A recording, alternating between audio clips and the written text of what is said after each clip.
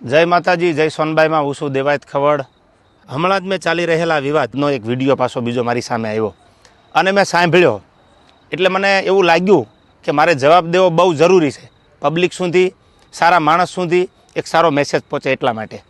એ વિડીયોમાં એ બોલે છે પહેલો પોઈન્ટ કે એડ્રેસ છુપાવવું પડે છે એને। તો મારે એડ્રેસ કેમ છુપાવવું પડે ભાઈ? મારી તો અપડેટ હોય કે મારો ગઈકાલે આ કાર્યક્રમ છે, છતાંય તારે એડ્રેસ જોતું જ હોય તો ઇસ્કોન આંબલી રોડ ઉપર મારી ઓફિસ છે, આ મારું એડ્રેસ। ઓકે, બીજી વાત, પ્રશ્ન બીજો કે 200 લોકોને સાથે લઈને ફરે છે। 200 લોકો એટલે એક ગાડીમાં 4નું 5નું સીટિંગ હોય તો 200 લોકોમાં કેટલી ગાડીઓ કમસે કમ મારે જોવે? આપ પણ જાણો છો। જેને જેને ડાયરા કર્યા આયોજકને પૂછો કે કેટલી ગાડીઓ લઈને આવું છું, એ બધા પ્રૂફ પુરાવા દેવાની જરૂર નથી। આ એકદમ ફેક્ટ વાત છે, ઉપજાવેલી વાત છે એની।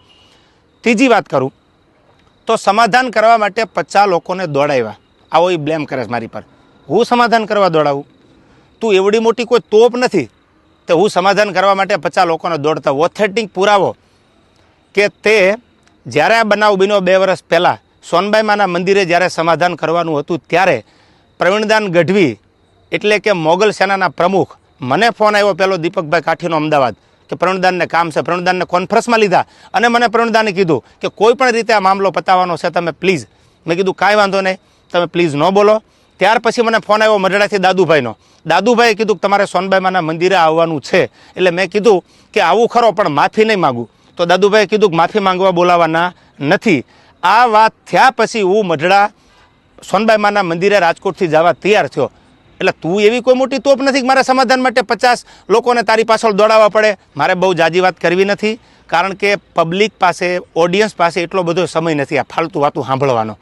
પણ મારે પ્રૂફ આપવું એ મારા માટે અગત્યનું જરૂર લાગ્યું। મારો કિંમતી સમય સાહિત્યમાં મારા જે પ્રેક્ષકો છે એને સારી વાતું સંભળાવવામાં કે સાહિત્યની 2 વાતો નવી આપવામાં છે। એટલે મને આ બધી ફાલતુ વાતોમાં એટલો બધો ઇન્ટરેસ્ટ નથી। રહી વાત બીજી સંસ્કારની, તો સંસ્કારની વાત રહેવા દે ભાઈ। બધાના સંસ્કારની બધાને ખબર છે, જે મુઠ્ઠી બાંધેલી છે એને ઉઘાડી ન કર, ઉઘાડી હવા ખાય। એટલે આ બધી વાત છોડી દે। અને રહી વાત છેલ્લી મોરાની, તો તને સ્ટેજ પરથી પણ કીધું હતું કે જેદી મજા આવે ત્યારે મોરે મોરો દેવાની તારી તૈયારી છે, એથી જ આજે મારી તૈયારી છે, પહેલ તે કરી છે। એટલે હું તારી રાહ જોઉં છું। સમાધાન પછી સ્થિર પાણીમાં કાંકરીનો ઘા તે કર્યો છે, તો હું તારી રાહ જોઉં છું। આઈ એમ વેઇટિંગ ફોર યુ। કોઈ લાંબી ચર્ચા કરવાની જરૂર નથી। મેં આની પહેલાંય કીધું હતું ને, હજી કહું છું, ડાયલોગબાજી બંધ કરી દે। તારી રાહે રાહ છે, પહેલ તે કરી છે, મેં નથી કરી। તને જ્યારે મજા આવે ત્યારે મારી ઓફિસ છે ઇસ્કોન આંબલી રોડ ઉપર અમદાવાદ, તો ભલે। બાકી તને મારા બધા એડ્રેસ તારી સાથે જે બેસે છે એ મારી સાથે બેસે છે, એની બધી ખબર છે, પૂછી લેજો। ઓકે, રહી વાત બીજી મઢડાની કે જ્યારે સમાધાન મને દાદુભાઈ બોલાવ્યો એટલે મેં કીધું કે માના દરબારમાં માથી મોટું મારા માટે કોઈ હોય નહીં। મારા માટે જે કાંઈ છે, હું જેના ઉપર વિશ્વાસ અને શ્રદ્ધા રાખું છું એ સોનબાઈમાનું મંદિર છે।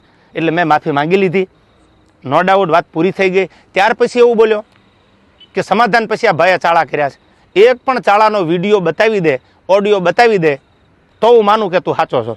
દૂધનું દૂધ અને પાણીનું પાણી, આ બધોય જવાબ સાંભળનારા 18 વરણે આપી દીધો છે। મને તો એટલું યાદ આવે કે સોનબાઈ માના સાનિધ્યમાં સમાધાન થયા પછી આ વસ્તુ જે બની ખોટી છે, જે કરવું હોય એ વેલકમ। જય માતાજી।